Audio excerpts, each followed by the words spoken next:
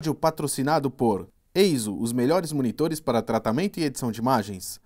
Adobe, revolucionando a forma como o mundo interage com ideias e informações. Mako, equipamentos para estúdios fotográficos profissionais. E Photoshop Conference, inscreva-se no maior evento de Photoshop da América Latina. Olá, sejam bem-vindos a mais um PhotoPro TV, trazido até vocês pelo grupo PhotoPro e Photoshop Conference. E a dica hoje é muito especial. Eu estarei fazendo um tutorial sobre pintura. E nada mais e nada menos em cima de quê? De uma incrível Cintiq. É isso mesmo. Para quem não conhece ainda essa Cintiq, se trata de uma tablet. Só que é uma tablet com monitor integrado. Ou seja, eu posso pintar diretamente sobre ela. E além de um lindo design, como vocês estão vendo, e além de ser um sonho, né, de todos os ilustradores digitais, assim como eu, ela é super versátil. Veja por quê. Começando já pelo suporte em que ela foi colocado. Ou seja, ela tem um suporte semelhante a um cavalete. Sendo assim, apertando essas borboletas que vocês estão vendo aqui atrás, apenas eu pressiono essas borboletas dessa forma, eu consigo ajustar sobre o cavalete. Ou seja, eu consigo a forma melhor para mim poder estar trabalhando, fica mais confortável. Eu posso colocar nesse sentido, eu posso subir o ângulo, né? O ângulo que eu quiser posicionar isso, fica bem fácil. Ela fica firme, olha, eu posso deixar até em pé, eu prefiro particularmente dessa forma.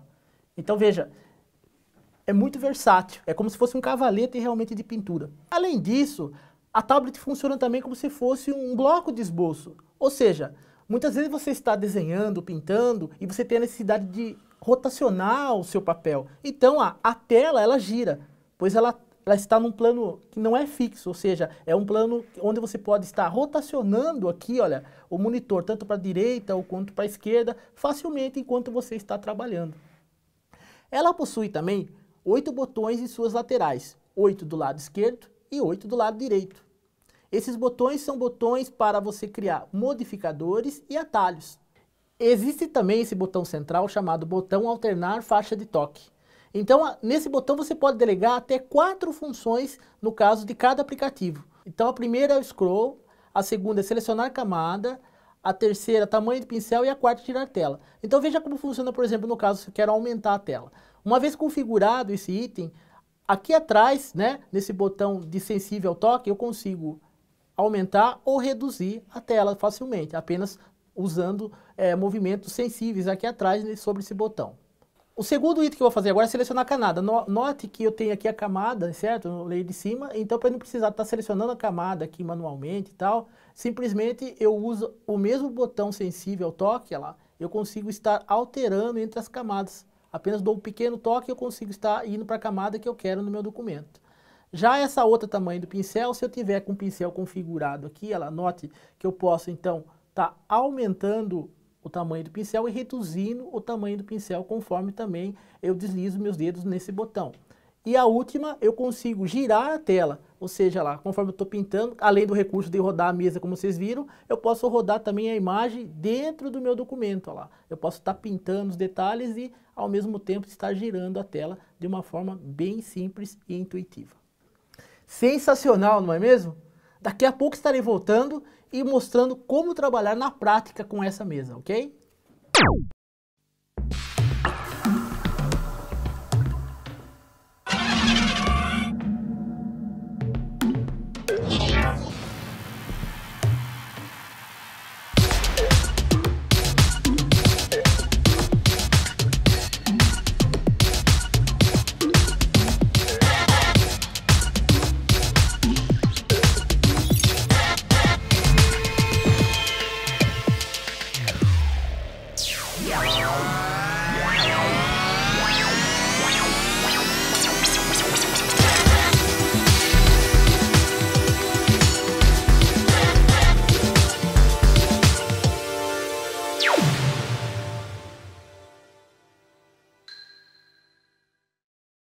E aí, vamos mandar ver na Cintiq? Vamos lá então.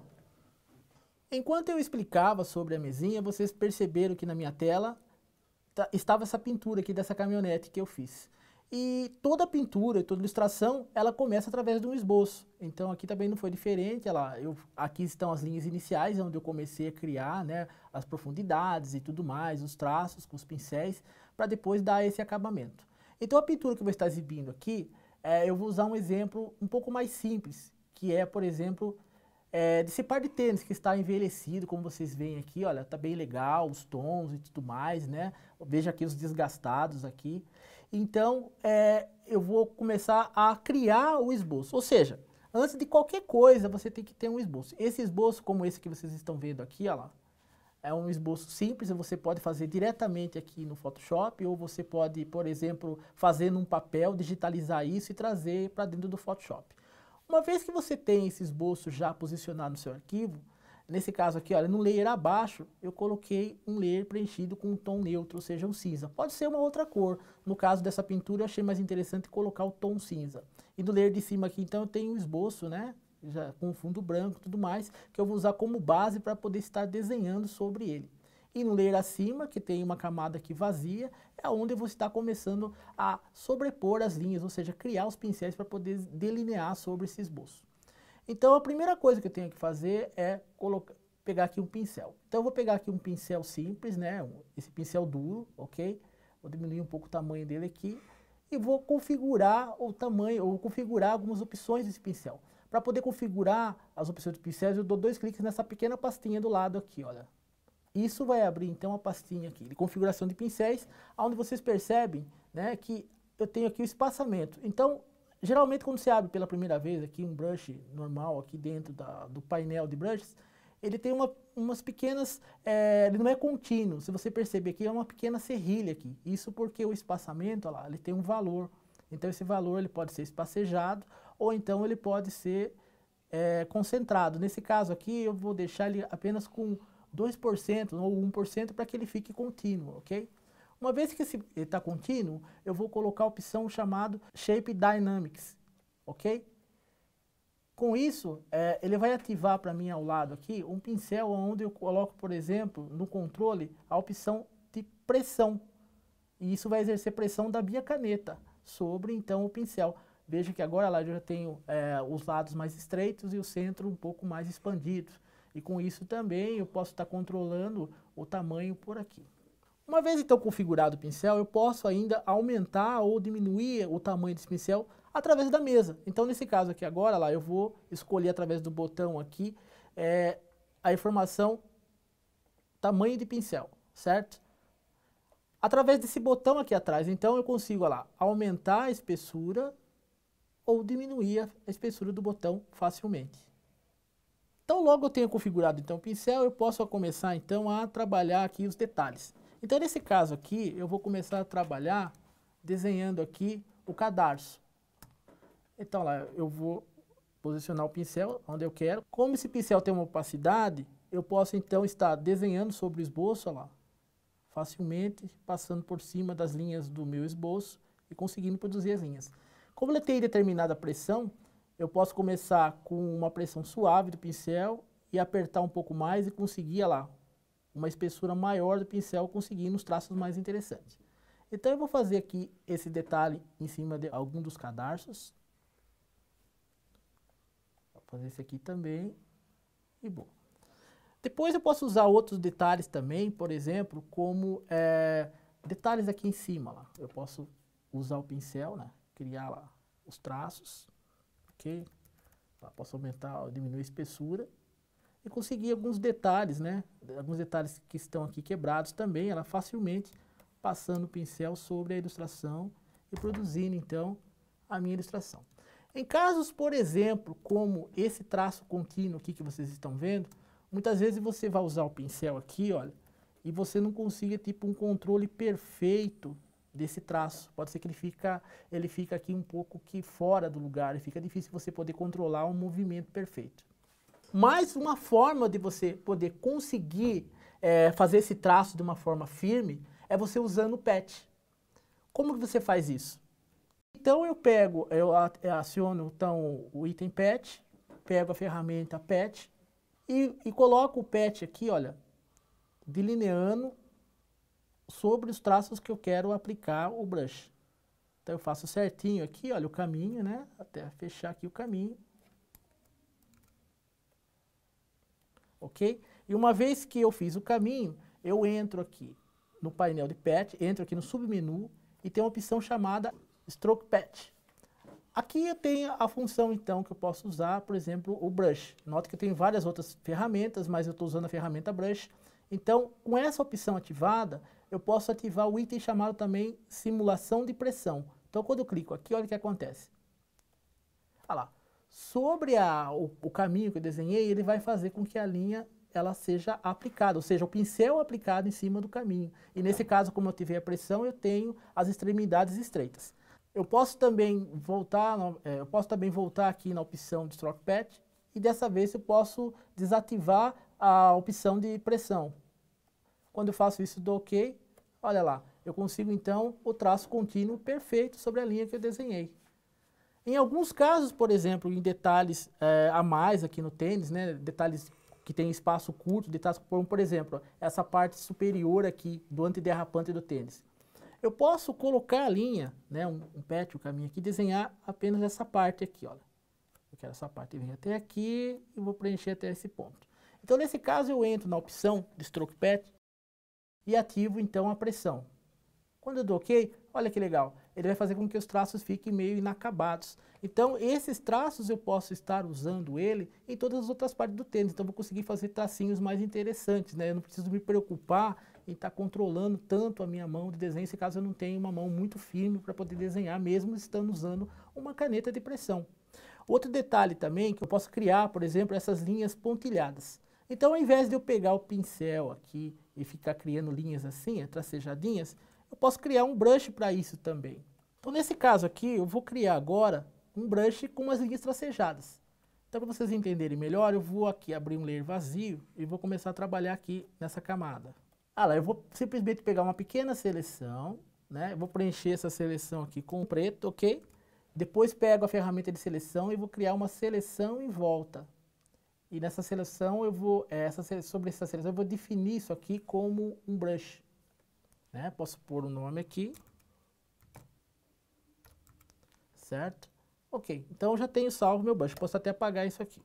Uma vez que eu tenho pronto esse brush, eu vou entrar aqui na configuração dos pincéis, olha lá, entro aqui em pincéis, entro nessa pastinha aqui, dou 2 cliques, ele vai abrir a configuração. Geralmente o último brush que eu faço, né, sempre ele vai aparecer aqui na última linha do meu mostruário de brushes, dentro dessa galeria aqui. E aqui nesse caso aqui, olha lá, se eu aumentar o espacejamento, então lá eu vou conseguir ver que tem as linhas aqui já tracejadinhas. Então, como ele está ativado o item pressão, se eu desativar lá, ele vai ficar fora de sentido, ou seja, ele não vai ficar contínuo como eu estou querendo. Quando eu aciono a opção Shape Dynamics, lá, eu consigo fazer isso, porém, eu não quero que tenha esses itens de pressão aqui em volta. Então, para fazer isso, note que aqui eu tenho o controle disso. Então, eu posso deixar o item pressão desligado e eu vou conseguir, então, fazer exatamente o que eu estou querendo. Lá. Se eu diminuir agora, então, aqui o tamanho dos pincéis, olha lá, vou diminuir aqui o espaçamento, olha lá, eu posso controlar o espaçamento ou o tamanho dele, ela conseguindo fazer o brush ficar um pouco menor, olha lá, do jeito que eu estou querendo. Com isso, ela já tenho configurado o pincel tracejado. Feito então isso, voltando aqui ao meu layout, o que eu faço? Olha lá. No outro layer eu posso também usar aquela mesma função que eu mostrei para vocês com o patch. Eu vou pegar o patch aqui ela sobre um caminho, né? Lá, vou tracejar aqui o patch seguindo o caminho aqui do esboço, né? Faço um segundo caminho aqui seguindo de forma paralela com esse primeiro que eu fiz. Em seguida eu seleciono essas duas linhas. Aí então eu vou lá em patch, certo? É importante que esse pincel aqui, que eu criei, ele esteja selecionado, certo? Aí em seguida eu vou até o painel patch, entro aqui no submenu do painel, entro em Stroke Patch novamente, tiro a opção de simulação de pressão e dou OK e vejo o que aconteceu. Olha lá, eu já tenho meus traços perfeitamente aplicados, tracejados. Então vamos ver como que está ficando o nosso desenho. Se eu desligar o esboço, olha lá, eu já tenho certinho olha lá, os traços e o tracejado. Ok, uma vez feito isso, esses traços então, você vai trabalhando nos demais traços até você chegar no resultado como esse aqui. Então já tenho os tracinhos bonitinhos e tudo mais. E agora a gente vai passar então para a parte da pintura. A maioria das técnicas de pintura, como é nesse caso, começa com um plano de fundo escuro vindo para os tons mais claros, ok? Então veja nesse caso. Então, uma vez que você já tem essa informação aqui, olha onde você tem então o esboço, abaixo desse esboço você vai abrir uma nova camada. E é aqui então que você vai começar a trabalhar então, a criar profundidades. Nesse caso aqui eu vou usar um pincel diferente, ou seja, no CS5 nós temos aqui pincéis interessantes que tem cerdas, ou seja, é um pincel mais orgânico. Eu tenho cerdas, e essas cerdas elas podem também ser controladas. Lá eu posso entrar nas opções de controle de pincéis, então lá eu tenho o desenho das cerdas, e nessas cerdas então eu posso tranquilamente estar mexendo lá na configuração, na quantidade das cerdas, os espaçamentos das cerdas. E também aqui em Shape eu tenho várias formas diferentes. Nesse caso aqui eu vou usar a forma curva, né? Então, olha lá, eu tenho um pincel lá, que ele muda também o desenho das cerdas, e eu vou carregar esse pincel agora com uma cor, ou seja, a cor que eu quero pintar o tênis. Então, eu entro aqui, olha, nas cores, vou escolher aqui, no caso, um azul, né? Um azul que eu acho legal para colocar no meu tênis. E na camada abaixo, né, do esboço, eu começo, então, a pintar o meu tênis. Olha lá, então, eu não me preocupo, nem que ele entre um pouquinho além, né, nos detalhes do tênis, não tem problema, porque eu estou fazendo uma sobreposição de pinturas. A única coisa interessante nesse caso aqui é que ele não ultrapasse, por exemplo, a extremidade externa do tênis, né? Senão vai ficar difícil para mim depois corrigir. Vou pintar esse tênis aqui embaixo também. Ok. Agora, para você criar, por exemplo, os tons, né, mais escuros de sombra, é interessante que você dê aqui 2 cliques e você, aqui dentro das opções de cores, do círculo cromático, você escolhe então um tom mais escuro. Aqui em cima você consegue visualizar lá, como que estava a sua cor e como ela está ficando. Lá no caso aqui está ficando um pouco mais escuro. E nesse caso você pode aumentar ou diminuir o pincel e então começar a criar o sombreamento da pintura. Então eu sei que tem uma sombra aqui. Obviamente, quando você estiver pintando, é bom você ter ao seu lado a referência, para você poder saber exatamente aonde você está fazendo o sombreamento. Né? Você tem noção da onde está batendo a luz, do objeto e tudo mais, para que o sombreamento fique perfeito. Então, olha lá, eu estou colocando alguns detalhes aqui que eu sei que vai ter a sombra. Né? Aqui perto, por exemplo, da onde está a parte superior do tênis, aonde encaixa aqui também. Beleza. Então eu já tenho aqui, por exemplo, a parte do tênis sombreada. Agora eu vou começar a trabalhar com detalhes, por exemplo, como preencher a cor aqui do cadarço. Então eu posso abrir uma nova camada. É sempre legal você sempre fazer cada pintura em uma camada separada, porque assim você pode, se caso você errar alguma coisa, você pode estar voltando, alterando, sem precisar prejudicar a pintura anterior que você já fez, no caso aqui do preenchimento azul. Então, aqui, olha, eu estou pintando os detalhes aqui do cadarço, ó. Então, vou pintar de branco, ó, posso preencher todo esse ponto. Eu vou pintar apenas alguns aqui, olha, para vocês terem uma ideia. Obviamente, esse trabalho também deve ser feito, né? Você pode ampliar e reduzir o pincel até você conseguir pintar perfeitamente todos os detalhes. Então, depois que você pintou de branco, você pode começar a colocar sombreamentos. Então, nesse caso aqui, eu vou usar um tom de cinza um pouco mais escuro, né? Eu posso usar o mesmo pincel, olha lá, e começar a criar detalhes de sombreamento. Vou deixar um pouquinho mais escuro ainda aqui, olha lá, e eu pinto detalhes aqui para mim poder criar um volume aqui é onde entra o cadarço e onde sai o cadarço aqui do tênis, ok? Olha lá, pode ver que eu consegui um voluminho bem interessante. Na parte também do emborrachado aqui do tênis, eu vou mudar aqui para a cor branca novamente, ou um cinza um pouquinho mais claro que o fundo, ok? Aumentando o pincel aqui. E posso estar pintando toda essa área também num layer separado. Eu posso fazer, por exemplo, um layer acima, um layer abaixo desse outro que eu fiz, e começar a pintar aqui, ó. Fica interessante, agora entra a ideia que eu falei anteriormente de você colocar um fundo, que quando se pinta com um branco ou uma outra cor, que legal, lá ele vai dando um destaque entre o fundo e a pintura que você está fazendo, dando a impressão realmente que isso aqui é uma pintura que você está fazendo, ou com guache, ou a óleo. Então você consegue melhorar bem os detalhes. Você pode também usar o mesmo técnica para você poder sombrear. Lá você vai escolher os tons aqui, diminuindo o pincel. Você pode escolher, ver as partes onde você quer sombrear aqui no tênis, olha lá. Então você consegue fazer todo o sombreamento. E como é um tênis velho, você pode também fazer o desgastado. Por exemplo, eu quero criar um desgastado dessa lateral aqui do tênis. Então, sobre um outro layer, acima do layer onde está a pintura azul, eu vou abrir uma nova camada aqui, ó. E vou, então, mudar o meu pincel. Eu entro aqui no pincel, certo? Vou escolher um outro pincel, que é esse aqui. Né? Eu vou entrar aqui na configuração desse pincel. Eu vou deixar ela nessa posição mesmo, lá, que é esse pincel número 25, pincel orgânico. Tá legal esse tamanho, ok? Eu vou pegar, por exemplo, agora o mesmo tom do azul que eu tenho aqui. E esse tom de azul eu vou deixar um pouquinho mais claro. Por quê? Com esse pincel aqui, que ele tem umas cerdas mais desgastadas, eu consigo criar, por exemplo, lá, umas pinceladas mais com ranhuras, né, mais desgastadas. E com isso, eu consigo, como ele está num layer separado, eu posso, por exemplo, diminuir a opacidade da camada lá. Né? Então eu consigo fazer com que o tom de azul fique um pouco mais intenso, fique mais aparecendo que realmente está descorado. E no layer acima ainda, eu posso voltar o pincel, diminuir um pouco a espessura e criar novos rabiscos. E com isso, olha lá, eu vou criando então uma profundidade interessante e ao mesmo tempo deixando os traços desgastados do tênis. Como o tênis também está sujo, é legal que eu pegue aqui nas minhas cores e entre num tom meio amarelado, por exemplo, colocar uma cor marrom, por exemplo, certo? Num layer acima aqui de todo mundo, eu coloco a opção multiplicar e posso estar pintando em cima do tênis, olha lá.